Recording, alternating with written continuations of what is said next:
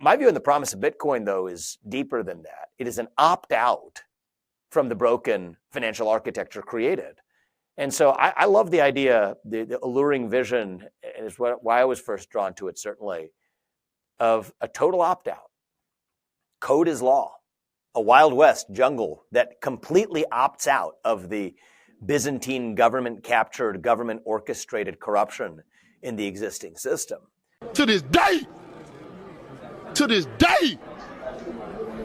What's going on, guys? K-Dub here with another episode of Crypto Zombie. Welcome back to the channel. Hope you're having a great day today. Now, it is the weekend, and if we have a look at what Bitcoin is doing, we did have this little dip right here, right where we had Bitcoin. It came down, and that was when we had made our last video, and it did in fact get bought back up. Now, it tried to make a run at the top highs. It actually didn't get as high as this wick right here, but if you do look at the solid candles, yes, we did in fact put in a higher high, so we still do have a higher low, higher high structure for Bitcoin, right? Now, of course, there is still a lot of this talk about this crazy parabolic phase that we could enter for Bitcoin. Some people are saying this is it right here. We're starting that parabolic phase right now. Well, is it actually happening right now? Should we be excited? Well, guys, don't forget that there is always a possibility that Bitcoin could go as low as $9,000 to $10,000.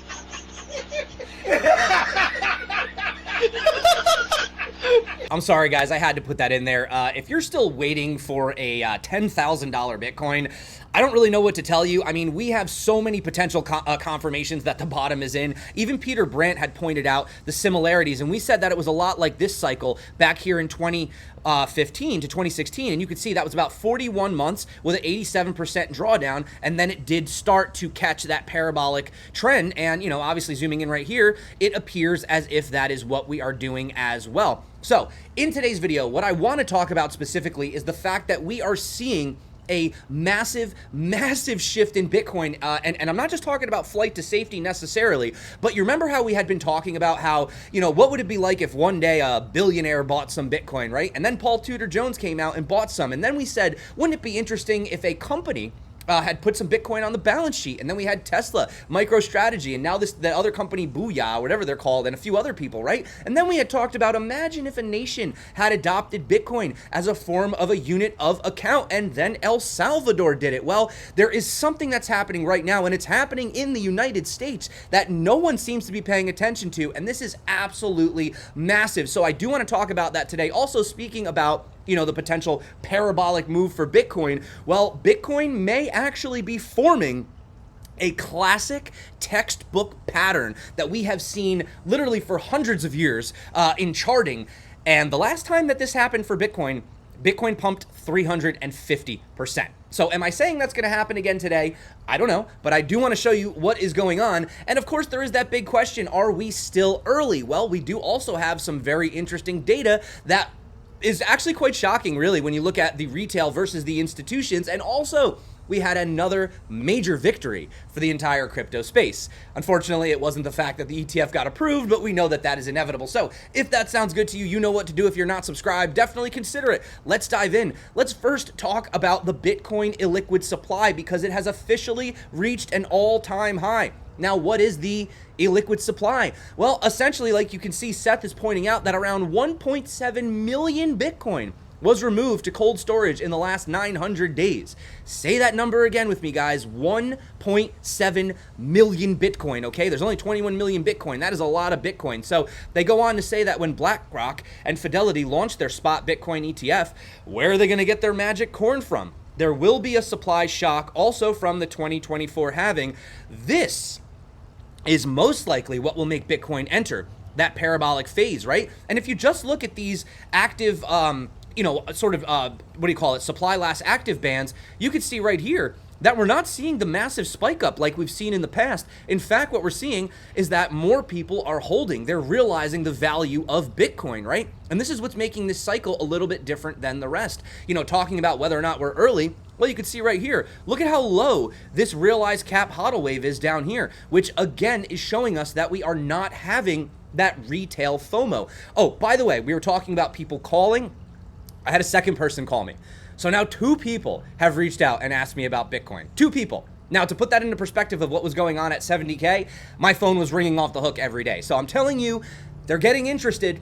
but they're not quite there yet. In fact, I believe that a lot of this rally has been driven by institutions. Now, a lot of people say, well, I thought the institutions were waiting for the ETF. Well, a lot of people are, but you could see that there is some front running going on. In fact, Jamie Courts CMT points out the fact that we could be headed for a possible $8 trillion to $10 trillion market cap for this cycle, which would be absolutely insane.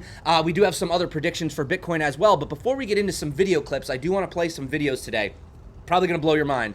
But as you guys can see right here, there was another thing that they were talking about. Daniel Batten, a climate tech investor. So he's talking about Bitcoin's environmental impact analysis. And we know that a lot of these ESG guys, at first, Bitcoin was terrible for the environment and mining is horrible and it's using all this electricity. And then all of a sudden BlackRock gets involved and all of a sudden Bitcoin is good for the environment and it's using the excess grid and it's all the right.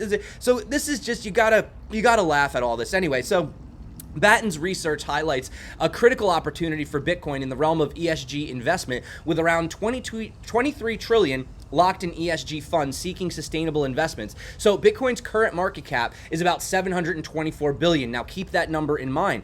Now they're saying, like, for example, commenters like Willy Woo have argued that Bitcoin needs to stay above $1 trillion market cap before institutions and all these big guys are looking to come in. But I mean, we're already at 724 billion, so it's not really that much farther to go, right? His analysis, supported by experts like Willy Woo, proposes that a mere 1%, listen to this number, 1% from ESG funds to Bitcoin could increase its market cap to approximately 1.68 trillion. An aspirational goal of 2.5% allocation could potentially skyrocket the market cap to around 3.3 trillion. Now, if you just do some simple math based on the circulating supply today, you can go find it over on CoinGecko or CoinMarketCap, and you divide it by 3.3 trillion, you're looking at about $170,000 Bitcoin.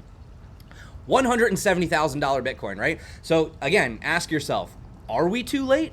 I would say no, we're not. Thanks to Willy Woo's analysis, we can forecast the impact within a range, explained Batten, adding to the model that the price will increase between $1.30 to $4.80 per dollar invested. So again, this is where a lot of people get market cap confused. So if you wanted to get to a $1 trillion market cap and you're sitting at around a $720 trillion market cap, you don't actually need that much money to come in. You don't need $300 billion to come in, right? Because of the ratio. So you could actually have arguably even less than 100 billion. You could have 80 to 90 billion dollars come in and push it over that market cap, right? And this is where things could start getting crazy. But this is what I wanted to talk about today. Now, you may have seen this clip. Now, of course, this is not getting political. This has nothing to do with politics. It just has to talk about the fact that, remember, we talked about people, billionaires buying. We had the companies putting it on their balance sheet. We had exchanges, countries putting it on as a potential currency unit of account. And now we have politicians. We have these presidential candidates in the United States using Bitcoin as a talking point. And okay, you could say, well, maybe they're just trying to win the younger vote. Okay, that's possible. But we've never, ever heard a presidential candidate talking about Bitcoin, using Bitcoin as a means to sort of promote their potential presidency, right? Vivek Ramaswamy over here, and he's, regardless of how you feel about him, I mean, he could be a little controversial, but he's over here and he's talking about Bitcoin. And I just want to play what it is that he had to say over on this Natalie Brunell Coin Stories podcast. My view on the promise of Bitcoin, though, is deeper than that. It is an opt-out from the broken financial architecture created by the U.S. Federal Reserve System. And I say this as somebody who wants to fight for, if I'm the U.S. president, I want to fight for the dollar to remain the reserve currency of the world. But, there's a funny thing that happens. There's two ways of doing that. One is, if you're really insecure about your own value proposition, you try to smash out the competition. Well, the fact that the government officials are coming for alternative forms of currency the way they are, Bitcoin included, reflects an insecurity in their own value proposition. I look at it the other way. I think the existence of Bitcoin holds the dollar's feet to the fire to make sure that it can't be manipulated in a way that people don't just opt out and go the other direction. Because if they do have that opt out, that's what actually keeps us on our own toes. And so I love the idea, the alluring vision, and is why I was first drawn to it, certainly, of a total opt-out. Code is law, a Wild West jungle that completely opts out of the Byzantine government-captured, government-orchestrated corruption in the existing system. And I think that that remains the promise as long as the proponents of it are willing to stick to that vision, as I do. And so, we can get into a deeper conversation there, but the original promise was an opt-out, a backstop, an actual competitive outlet to say that if the existing architecture itself, the rails are broken, we're going to build new rails with a fixed supply. It's not, nobody can print more artificial snow like the current Federal Reserve does. No skiing artificial snow. You're skiing on a fixed supply of the real thing. Great. I think it's a beautiful system. And the fact that there's an anaphylactic response from the existing incumbents shows you that they're insecure. In this case, that incumbent is the Federal Reserve, is insecure in its own value proposition. And so I, for one, as the leader of the executive branch, if I'm elected president, embrace that competition because it actually holds our own feet to the fire. You even have RFK Jr. chiming in, talking about how everyone has this wrong about crypto and why the media is trying to paint it in this negative view. I think that that Bitcoin is now under not only a regulatory attack, but it's also under a propaganda attack. And the item that we talked about just recently, that it's become, a sanctum sanctorum for dark money, for drug dealers, for terrorist money. That is they're trying to tar this industry because of the hostility to personal freedom and to a competitive currency that you can't just turn on the paper printers, which they can do now. And this is this is a huge threat to the economic model of the big bankers and the people who are using the Fed to shift wealth upward. The biggest threat to them and the biggest threat is our personal freedoms and the advent of Bitcoin as alternative for Americans. But not only that, they're also discussing potential plans. In fact, he calls his 3 freedoms of crypto policy framework. So Vivek goes in to talk about how he does believe that the government should sort of keep their hands out and that people should have the right to have their own custody of their own Bitcoin wallets, which is the total opposite that we've seen from people like Elizabeth Warren. This new crypto framework is out. I got to ask you, if you become president of the United States, what changes from a crypto perspective? I think what changes is that regulation by enforcement ends. What does that mean? That the rules are delineated clearly in advance rather than you having to wait for an enforcement action for the SEC to figure out whether or not a given coin was a security or not, that Gary Gensler refuses to say today, for example, about Ethereum. What also changes is that any unconstitutional regulation, not just as it affects crypto, this is part of a broader administrative state reform for me, but any regulation that Congress did not expressly give an agency the power to pass is null and void.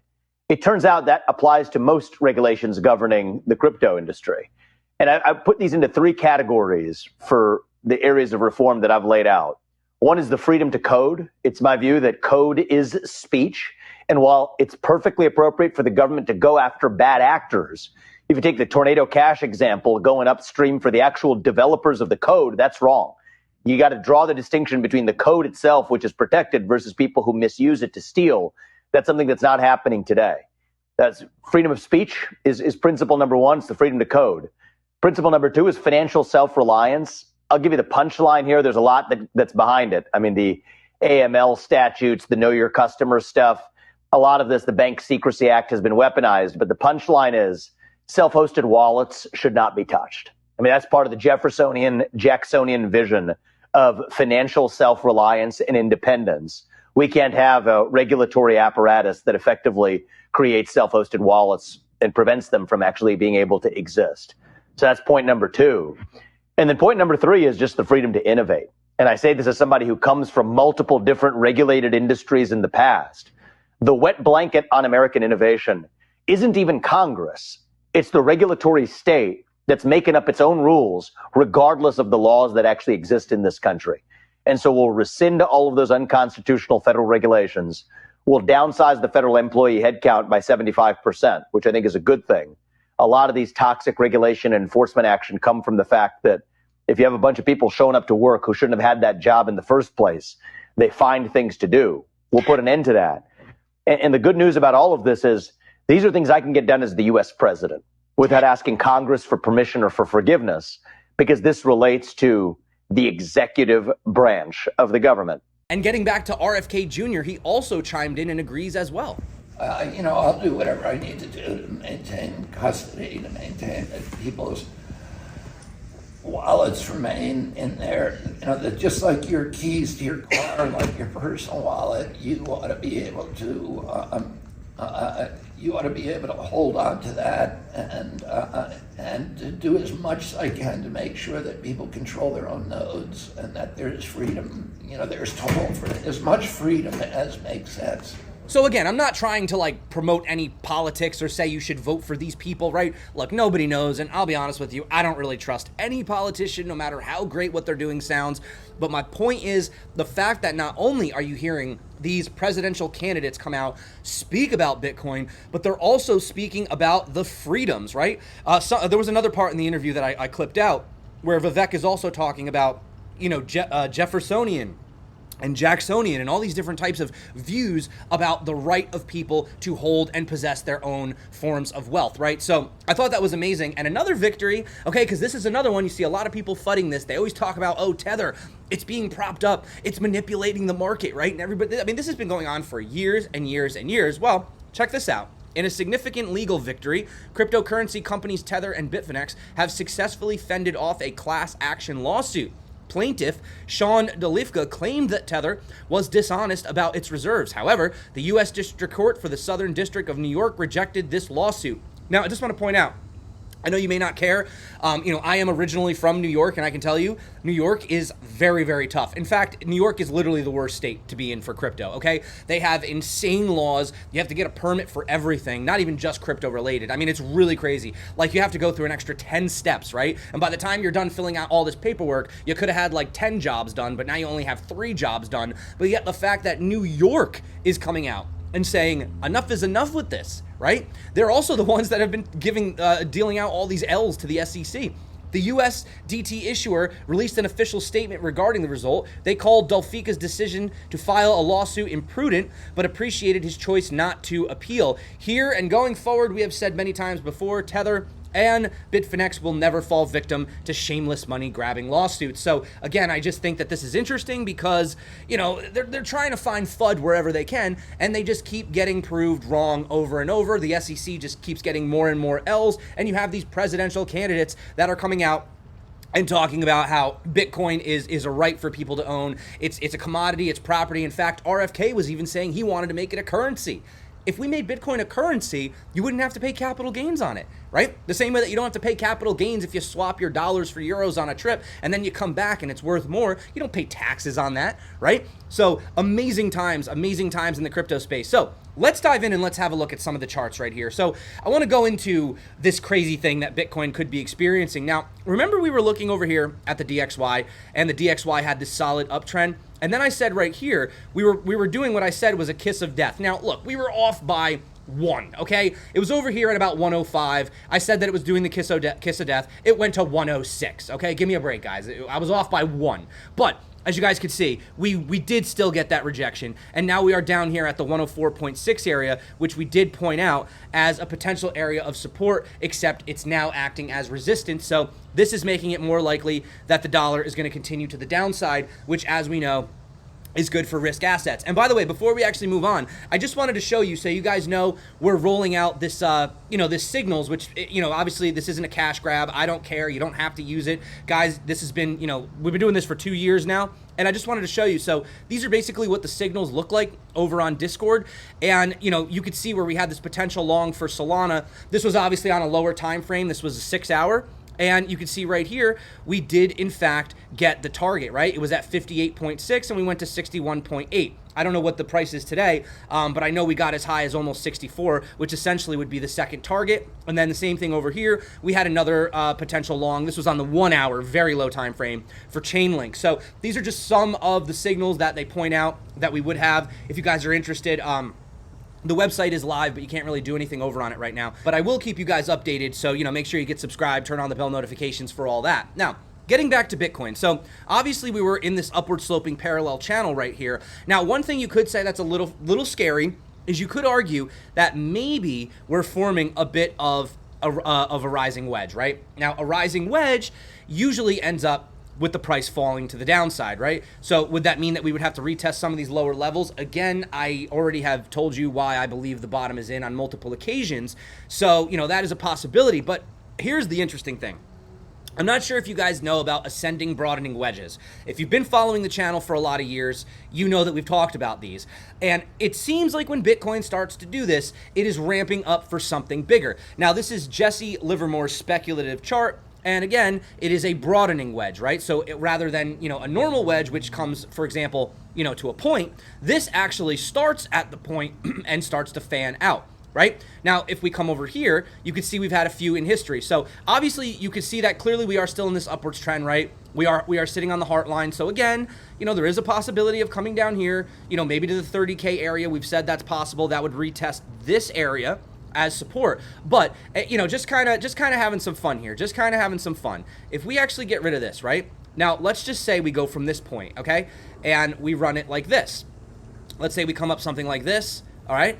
And let's say we take this and we come up something like this. Now, what this is doing, and again, this is hypothetical. You really wouldn't have confirmation until you had the third touch, which is very interesting because that's up at around our 47,000 area off the falling wedge, right? But you can see it's getting wider and wider and wider. Now, if we go back in history and we look at where we've had these, you can see here was one that started back in November of 2015, and Bitcoin just kept getting wider and wider, and then eventually it took off, and we had the retest right here at the top, right? You can see the same thing was happening right here back in 2020, and we had the breakout in the end of 2020, and you can even see that it had a retest as well. Now, from that breakout point where we actually had that, you can see Bitcoin got all the way up about 350%, right? So obviously we know that these are diminishing returns over here, right? We had a breakout. This was about 1,100%. This was about 300. So, I mean, if you just want to kind of say like, okay, diminishing returns, maybe we'll only do like, who knows, 100%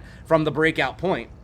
Well, assuming we had a breakout from this point, that would put Bitcoin upwards at around $96,000, right? So, I mean, I'm just pointing that out. We don't have full confirmation on that, but it's very interesting to see how in the past, when we have formed these broadening wedges, and keep in mind, they do play out for a while. It doesn't mean like, oh, because we're having something right now, tomorrow we're just going to be at 100,000. No, this is a accumulation phase, but the question is that the phase that we're actually in right now? You could see on the lower time frames that we've had massive support ever since we broke above this band of moving averages right here. It's actually held quite well right around this 21 exponential and this 100, right? And if we switch it to the larger time frames, again, we're way above these. We haven't even come close. And look at this. We still do have this trend to the up. It's not really a perfect trend, if you take it from here. But nevertheless, guys, we're moving into the green. If we go to the even higher time frames, you get a better picture. This is the one where you can really kind of see what we're doing.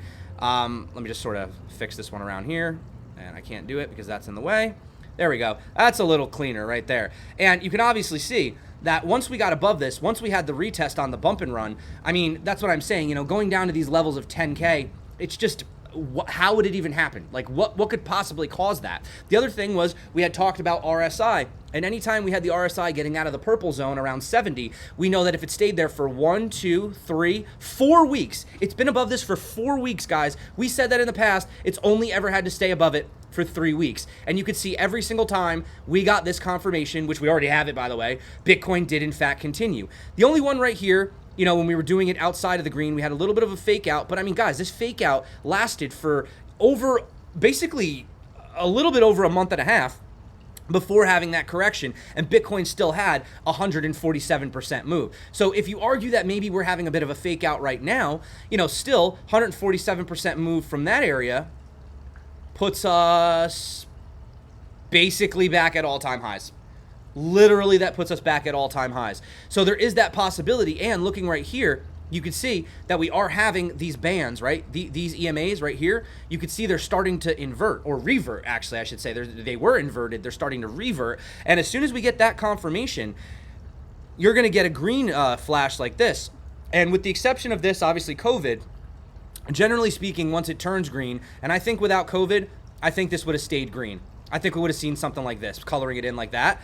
And yeah, it basically stays that way for a while. So I do believe that the worst is behind us. I do believe that we're headed for higher levels. Again, though, we do have, and this is, I don't want to be a bear, but I do want to give some caution. We do have this area of volume range profile at around 39,000. Now, after that, volume does fall off a cliff. So if we were, in fact, to break through this, the area would be 47,000. Now, keep in mind that not only does that area coincide, with our breakout, but at the same time, what it also does is it has a confluence with that level that I showed you previously as well. So, if we were to have a breakout of this wedge, which I made very small, you could see that also takes you to about 47,000. So at that point, I would start getting a little bit concerned, although I think that a pullback would be healthy right now. But again, what I think versus what the charts are doing are two totally different things. You don't trade on emotion. So again, the areas that we're looking for breaking out of here is over 41 to potential 47, but I think that would be extremely overheated.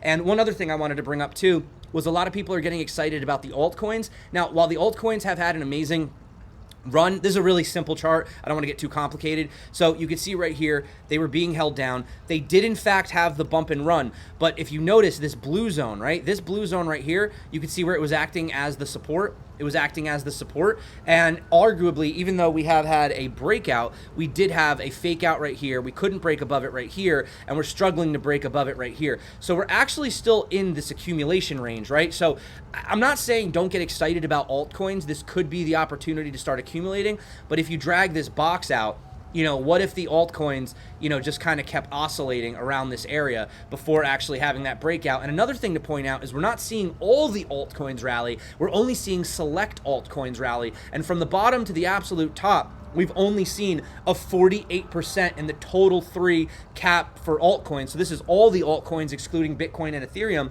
whereas Bitcoin has rallied over 110%. But the total altcoin space has only rallied over 48%. So this is why I believe that we are not in full-on altcoin season just yet. But, if you're looking at some of these blue chips and you are looking to accumulate, you could start dollar cost averaging, because this could be signaling that the bottom for the majority of the altcoins are in. But again, right now, it's more of a speculative play of which ones are going to pop off, right? You can't really say they're all just going to moon like we've seen in the past, but right now we are seeing select altcoins moon, right? And I just wanted to kind of end on this. This was kind of funny. So they did American CEOs attend dinner with Elon Musk, and they put CZ over here, but this is Peng Zhao, Citadel Securities. So yeah, that's the wrong picture, which is kind of funny. They put CZ. He said the intern probably just did a Google search and thinks all Asians, especially with similar names, look the same. It's kind of funny, though. Anyway, so I just want to end on that. And of course, guys, remember that if you do want to get your hardware wallet, check out Engrave and do get your coins off the exchanges. And they are going to be doing a Black Friday, Black Friday special. So if you want, make sure you come back to the channel. Check out the links below for that. But that is it for me today, guys. Thank you so much for coming back to the channel. Hope you're having a wonderful and awesome day. If you do want to learn how to trade, make sure that you guys check out these tutorials popping up right here, right now. And also, I just wanted to let you know, I am going to be mentioning more non-KYC for all you guys, and I'm going to just kind of drop the KYC ones because I want to make sure that everyone has a fair place to trade. So that's it for me again. Thank you so much. See you next time. Until next time, stay crypto and peace out.